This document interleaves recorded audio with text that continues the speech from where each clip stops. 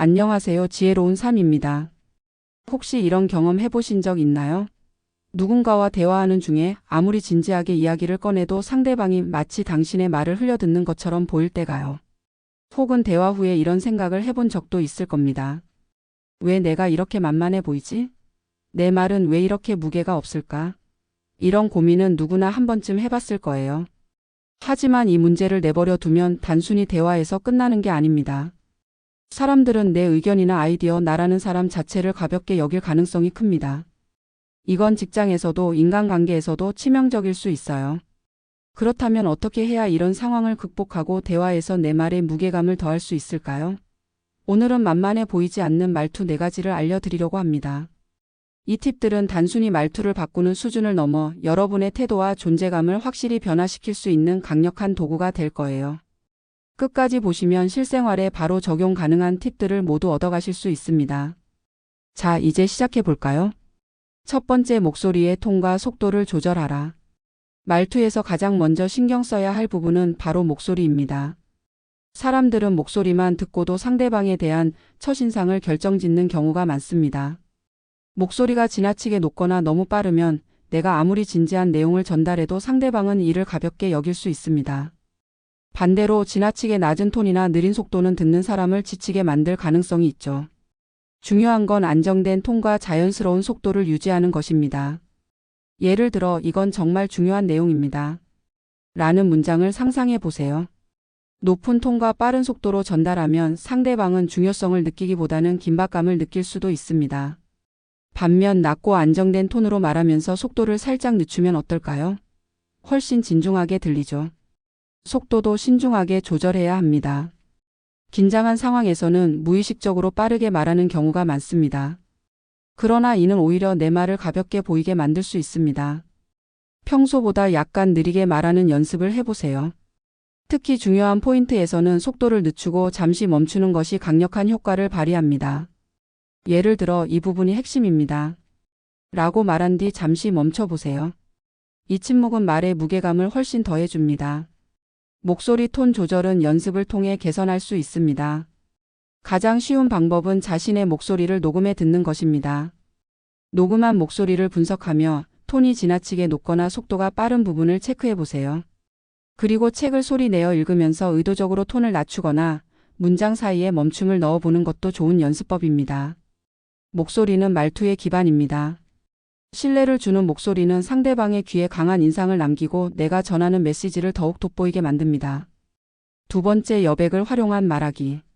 대화에서 여백이란 단순히 침묵을 의미하는 것이 아닙니다. 여백은 말을 간결하게 하면서도 상대방이 생각할 여지를 남기는 기술입니다. 많은 사람들은 대화 중에 자기 의견을 더 잘 전달하려고 끝없이 말을 이어가는 경우가 많습니다. 그러나 이는 오히려 상대방을 피로하게 만들고 대화의 질을 떨어뜨립니다. 여백을 활용한 말하기는 중요한 내용을 전달한 후 멈추는 데서 시작합니다. 예를 들어, 제 의견은 이렇습니다. 라고 말하고 잠시 말을 멈춰보세요. 이 침묵은 상대방이 내 말을 깊게 생각할 시간을 줍니다. 또한 대화의 주도권을 자연스럽게 가져올 수 있습니다. 침묵은 내가 대화를 통제하고 있다는 인상을 줍니다. 여백을 잘 활용하는 사람들은 대화에서 짧지만 강력한 문장을 사용합니다. 긴 설명을 늘어놓는 대신 핵심만 전달하는 거죠. 예를 들어, 이 프로젝트는 우리 팀에 매우 중요합니다. 라는 간결한 문장은 우리 팀의 성공에 있어서 이 프로젝트는 정말 중요한 역할을 할 것입니다. 라는 긴 문장보다 훨씬 강력합니다. 그리고 이렇게 말한 뒤 잠시 멈춘다면 그 중요성이 더욱 강조됩니다. 대화를 할 때 너무 많은 정보를 한꺼번에 전달하려고 하지 마세요. 상대방이 이해하고 소화할 시간을 주는 것이 훨씬 효과적입니다. 여백은 상대방의 관심을 끌고 내가 말하는 내용이 더 중요하게 들리도록 만듭니다. 또한 여백은 내 자신에게도 생각할 시간을 줍니다. 급하게 대화를 이어가기보다 멈추고 생각하며 대화의 흐름을 점검하는 여유를 가지세요. 세 번째, 긍정적 단호함을 유지하라. 많은 사람들이 단호함과 공격성을 혼동합니다.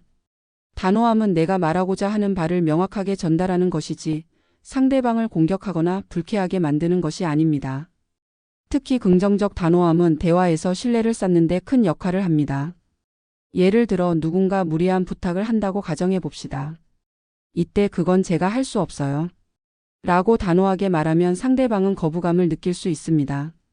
대신 그건 제가 지금 하기 어렵지만 다른 방법을 찾아보는 건 어떨까요? 라고 말하면 어떨까요?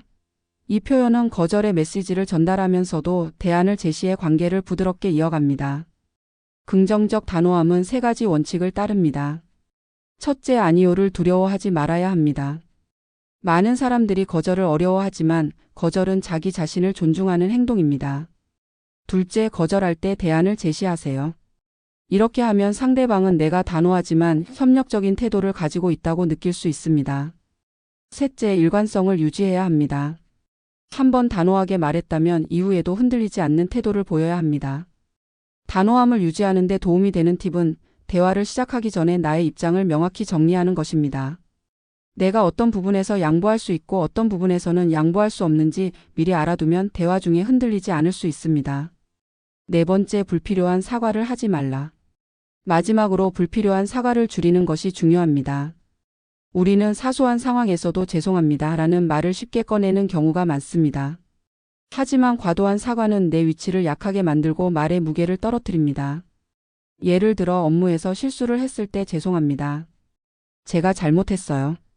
라고 말하는 대신 제가 놓친 부분이 있었습니다. 바로 보완하겠습니다. 라고 말해보세요. 이는 책임감을 드러내면서도 내 말에 신뢰감을 유지할 수 있는 표현입니다. 일상에서도 사과를 줄이는 연습을 해보세요. 누군가와 부딪혔을 때 죄송합니다. 대신 제가 잘 못 봤네요. 라고 말하거나 회의에서 의견을 낼 때 죄송하지만 제 생각엔 대신 제 의견은 이렇습니다. 라고 말해보세요. 이렇게 하면 내 말이 더 당당하고 신뢰감 있게 들립니다. 사과가 필요한 상황에서만 진정성을 담아 사과하세요. 꼭 필요한 사과는 오히려 내 신뢰를 높일 수 있지만 불필요한 사과는 내 이미지를 약하게 만들 가능성이 큽니다. 만만해 보이지 않는 말투는 단순히 말하는 방식이 아니라 자신을 표현하는 태도와 연결된 문제입니다. 오늘 알려드린 목소리 톤과 속도를 조절하기, 여백을 활용하기, 긍정적 단호함 유지하기, 불필요한 사과 줄이기라는 4가지 팁을 꼭 기억해 보세요. 이 팁들은 단순한 말투 개선을 넘어 여러분의 대화에서 자신감을 찾고 더 나아가 신뢰를 쌓는 데 큰 도움을 줄 것입니다. 오늘부터 하나씩 실천해 보세요. 여러분의 말 한마디가 가진 힘을 최대치로 끌어올릴 수 있을 겁니다. 다음에도 실생활에 바로 적용할 수 있는 유익한 팁으로 찾아오겠습니다. 오늘의 내용이 마음에 드셨다면 구독, 좋아요, 알림 설정 부탁드리고 지금까지 지혜로운 삶이었습니다.